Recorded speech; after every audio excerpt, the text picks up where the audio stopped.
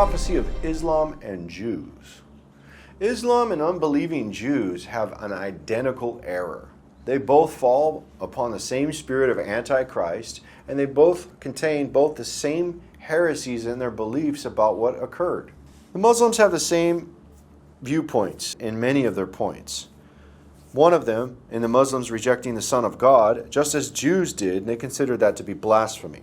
Looking to the scriptures, in Mark chapter 14, verse 60 through 64, it says, "And the high priest stood up in the midst and asked Jesus, saying, Answerest thou nothing? What is it which these witness against thee? But he held his peace and answered nothing. Again the high priest asked him and said unto him, Art thou the Christ, the Son of the Blessed? Then Jesus said, I am. And ye shall see the Son of Man sitting on the right hand of power and coming in the clouds of heaven. Then the high priest rent his clothes and saith, What need we any further witnesses? Ye have heard the blasphemy. What think ye? And they all condemned him to be guilty of death." So we see here that the Jews say that Christ claiming to be the Son of God is blasphemy. And Muslims say the same thing. Muslims teach that saying that Jesus is the Son of God is shirk and is blasphemy. Muslims also reject Christ as God in the flesh.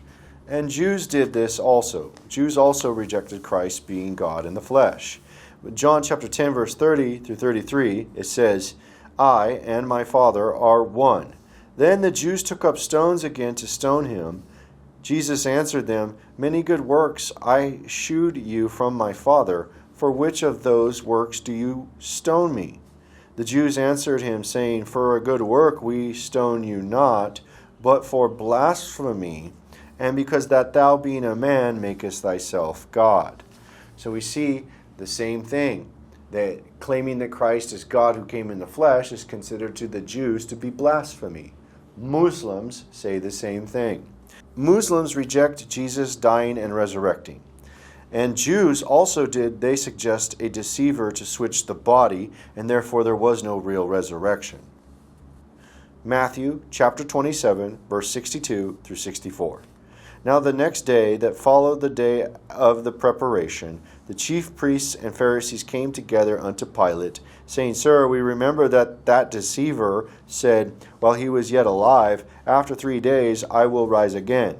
Command therefore that the sepulchre be made sure until the 3rd day, lest his disciples come by night and steal him away, and say unto the people, He is risen from the dead, so the last error shall be worse than the first. Jews claim that Abraham is their father, and that they are entitled to inheritance because of Abraham. The Muslims do the same thing. They say that Ishmael is the promise, and that that's heired through Abraham. So we know that Muslims claiming Abraham to be their father for entitlement and promise is the same thing that the Jews did. We see that in John chapter 8, verse 37 through 40.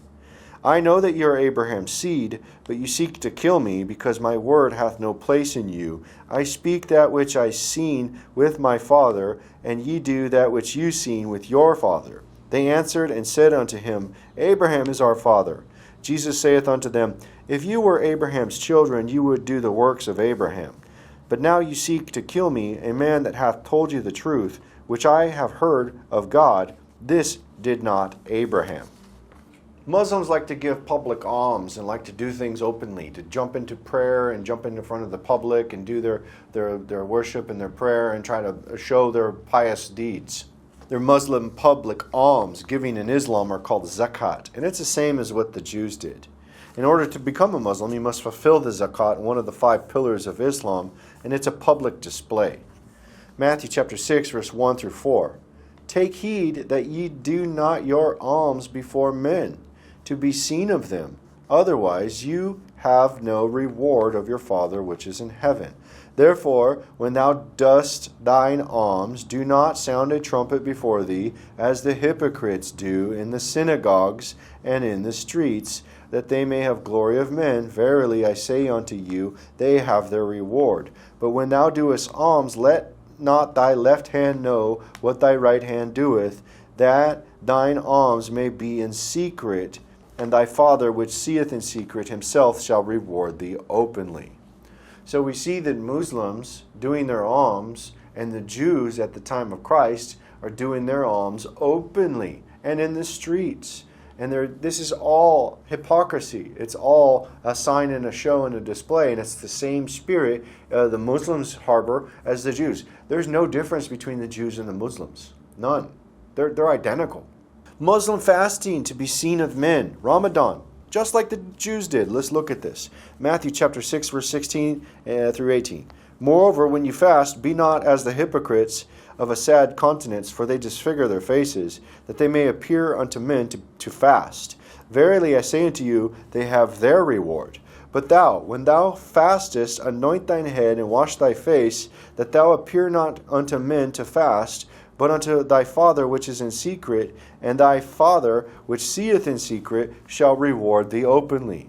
So what we see is that Muslims actually openly fast and make a big old profession of it and let everybody know, hey everybody, we're fasting, we're going to be fasting, we're doing our fasting. So Muslims, they openly go, oh, I'm fasting, it's Ramadan, I'm fasting, everybody look at me, I'm fasting 40 days, oh, and it's not in secret. Jesus rebuked the Jews for doing the same thing. And Muslims claim to honor Jesus. Muslims claim that they follow the way of Jesus. But Jesus said, do not do the fasting openly, that anybody even knows that you're doing it, that you're supposed to do it in secret, that only the Father knows. So it's hypocrisy. And they are the same as the Jews. Muslim prayers on display to others with the azan, making sounds to declare themselves to be and going into prayer, just as the Jews did. The azan is a repetitive prayer over and over through the loudspeaker, letting people know that they are going to prayer. Matthew chapter 6, verse 7 says, but when you pray, use not vain repetitions, as the heathen do, for they think that they shall be heard for their much speaking. So what do we see?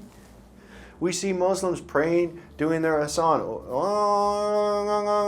and people just coming and praying, and everybody knows, right? They're not doing things in secret. Period. They're making a big old sound, clanging a bunch of cymbals together, letting people know that they're going to prayer. Just like the Jews did. Muslims praying in the streets just like the Jews did. Matthew chapter 6, verse 5. And when thou prayest, thou shalt not be as the hypocrites are, for they love to pray, standing in the synagogues and in the corners of the streets, that they may be seen of men. Verily I say unto you, they have their reward. Muslims have embraced everything that Jews do, identical. Everything that Christ condemned, they do. They do the exact same thing as the Jews. And the Jews and the Muslims are identical in every aspect of what they do. And it's just very clear that they're both not of God, that they both have the same spirit behind it leading that. That's condemned, a spirit of Antichrist. They don't belong to God. There is no salvation without the Son of God in Islam nor Judaism. John chapter 1, verse 2 through 21 through 23 says, I have not written unto you because you know not the truth, but because you know it, and that no lie is of the truth. Who is a liar but he that denieth that Jesus is the Christ? He is Antichrist, that denieth the Father and the Son. Whoso denieth the Son, the same hath not the Father. He that acknowledgeth the Son hath the Father also. This explains clearly why they do the things that are identical.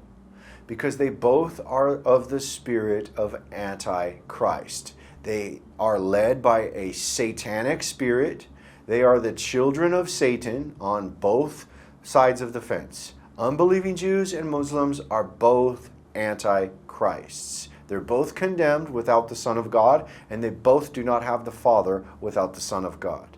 And this is why you see these characteristics side by side matching each other, is because the same spirit operates in them both. And this is the prophecy of Islam and Jews.